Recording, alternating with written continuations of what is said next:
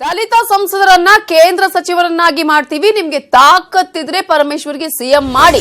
ಕಾಂಗ್ರೆಸ್ ನಾಯಕರಿಗೆ ಯಡಿಯೂರಪ್ಪ ನೇರ ಸವಾಲು ಹಾಕಿದ್ದಾರೆ.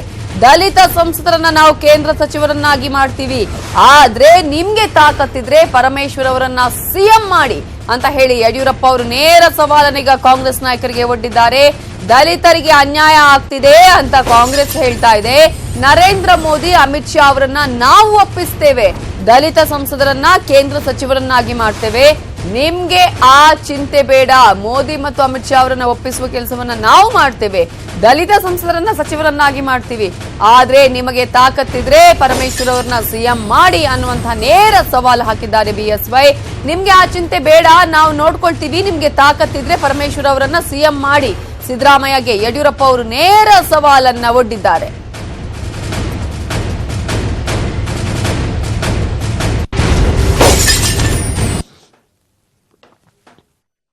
ಕಾಂಗ್ರೆಸ್ಸಿನ ಒಬ್ಬ ಮಹಾನ್ ನಾಯಕ ಹೇಳಿದ್ದಾರೆ, ಕೇಂದ್ರದಲ್ಲಿ 7ಕ್ಕೆ 7 ಸಂಸತ್ ಸದಸ್ಯರು ಕರ್ನಾಟಕದಿಂದ ಆಯ್ಕೆ ಆಗಿದ್ರು ಸಹ ಒಬ್ಬ ಸಚಿವನನ್ನ ಮಾಡಕ್ಕಾಗ್ಲಿಲ್ಲ ಅಂತ.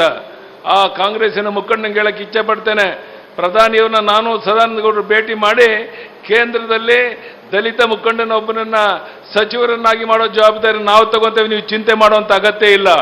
ಆದರೆ ನೀವು ಯಾವ ಪರಮೇಶ್ವರ್ ಅವರಿಗೆ ಮುಖ್ಯಮಂತ್ರಿ ಮಾಡ್ತೇನೆ ಅಂತ ದಲಿತನಿಗೆ ಹೇಳಿದ್ರಿ, ನೀವು ಮಾಡಕ್ಕೆ ತಾಕತ್ತಿದ್ರೆ ಅದನ್ನ ಮಾಡಿ ತೋರಿಸಿ, ನಾವು ಕೇಂದ್ರದಲ್ಲಿ ದಲಿತರೊಬ್ಬರನ್ನ ಸಚಿವರು ಮಾಡೋದ್ರ ಬಗ್ಗೆ ನೀವು ಚಿಂತೆ ಮಾಡಬೇಡಿ, ಆ ಕೆಲಸ ನಾವು ಮಾಡ್ತೇವೆ ಅನ್ನೋಂಥ ಮಾತನ್ನ ನಾನು ಈ ಸಂದರ್ಭದಲ್ಲಿ ನಾನು ಹೇಳಕ್ಕೆ ಇಚ್ಛೆ ಪಡ್ತೇನೆ. ಬಂಧುಗಳೇ, ಕಾಂಗ್ರೆಸ್ಸಿನ ಒಬ್ಬ ಮಹಾನ್ ನಾಯಕ ಹೇಳಿದ್ದಾರೆ.